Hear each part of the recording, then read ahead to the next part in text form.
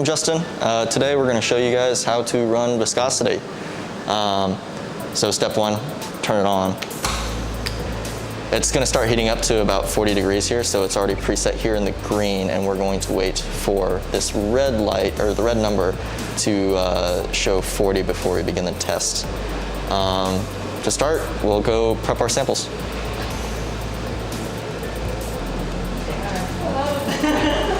We'll put you in there, cameo.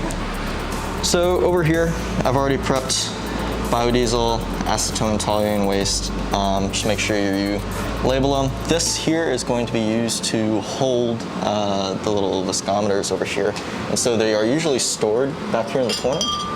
We'll just pick that guy up, put him over here.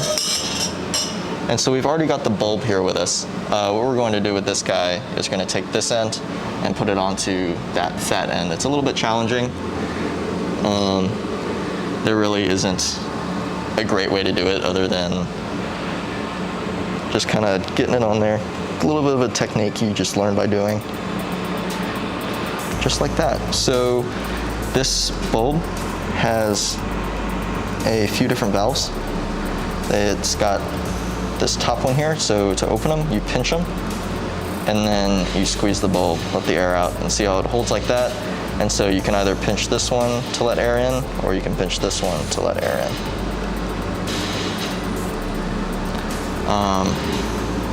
So what we want to do is squeeze this guy first, because we're going to be drawing in biodiesel. And so we'll take this, and you're going to hold it upside down, like that, and you will be drawing biodiesel in. You just pinch that valve. Yep, like that. And you can see how it reached all the way up there at the top. You're trying to aim for this. It's not too big of a deal if you go past it because of the small volume. And you just flip that guy back over, take the bulb off, place it back in here, and we will take it over to the machine. Make sure to bring the bulb with you. So, the next step here, we will be waiting for this to hit 40 degrees, and after that happens, we'll continue from there.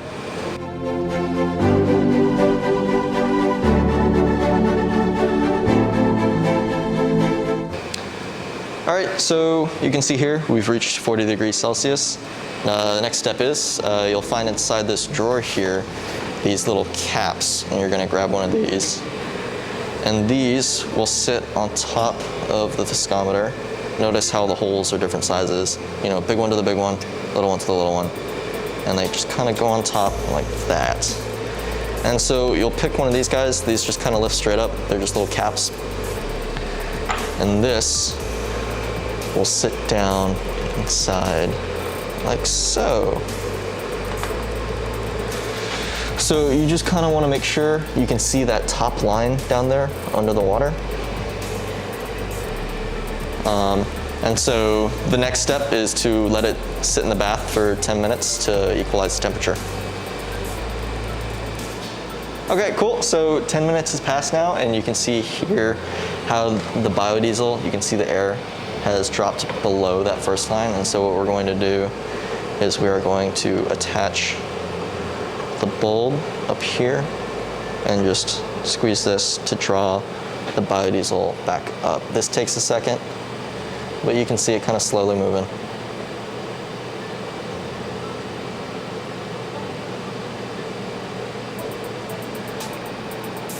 Okay, so now that we've drawn it up, you can see how there's two lines. There's one near the surface and one near, or deeper in the water. What I was doing was drawing the biodiesel up past that first line so that we could start the timer accurately. Because what we're doing is timing the time difference it takes to go from that first line to the bottom line down there. So if you go down here, you hit F4 to start it, and then timers, and hit F1 to start it. And you can see how the bubbles just went past that first line. And we're just going to sit here and time it and wait for it to hit the second one.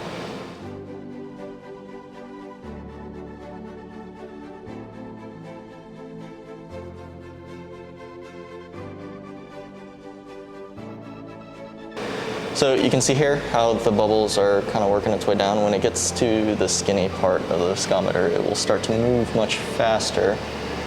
It's really hard to see. Yeah. Is it hard to see on the camera? Yeah. And so you'll just hit that F1 button one more time when it crosses the line. And so you can see here, we got a result of 583.44 seconds. And so what you'll do is you'll take that number and you will find the viscometer you have. So if you spin this guy around real quick, you can see we've got 75R830. And so when you go into the testing documents and put in your data, you'll pair it up with 75R830 and you'll put the constant in there with it and it'll multiply them together to get you a result. So here you can see the teams, Microsoft Teams we have set up for the lab. You can go over here into Testing Team, go over to Files, and you go down here into Testing Results. And so the batch we were working with was barrel 29. And so you can go down here at the bottom, you can see where it says viscosity, click on there, and here's where you're going to be putting in your results. We've already had a couple of runs with these, and so we've already put in the constants with the times that we've gotten, and it'll give you here measured viscosity, and that will average out, and it'll tell you if it passes or fails. So after you get all that done, next comes the putting away and cleaning up. Just take this guy, pull it out, grab a chem wipe, make sure you try to catch all the water droplets going everywhere. And we'll stick this guy back here in the storage beaker where we can take it back to the hood and clean it. Take that cap off, stick this guy back on top, dry off the cap, stick it back in the drawer with the other guys. And at this point, we can just shut off the machine, so lamp, power. And so we will take everything back to the hood.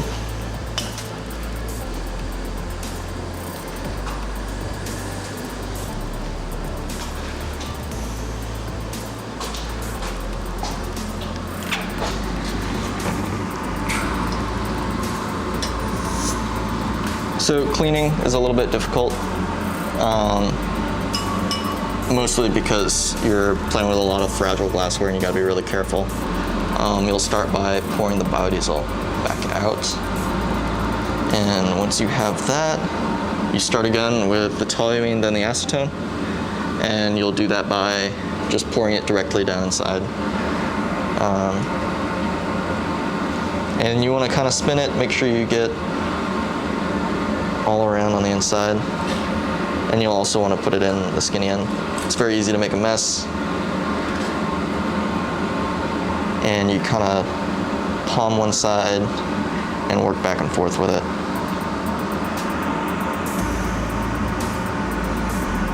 And just kind of spin it around if you can. And we will dump that out. And you just repeat this process a couple of times and do it again with acetone when you're done with the toluene.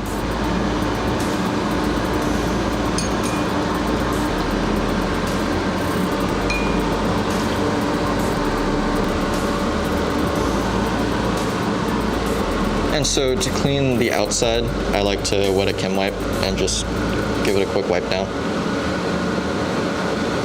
And you can tell when you're done with the outside by feeling it with your glove. So it'll feel a little tacky. Any slimy spots still have biodiesel on them. But it seems to me like I got most of it. And then to clear out the inside, you just gotta bring it over here to the air.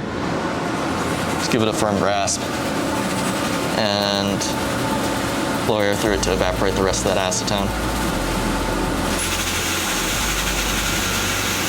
Cool. And so we'll just give it one last check. Make sure there aren't any pools of acetone left over. And then put this back here where it was held before. And we just put stuff away in the dishwasher, wipe down the hood, and now you've completed viscosity.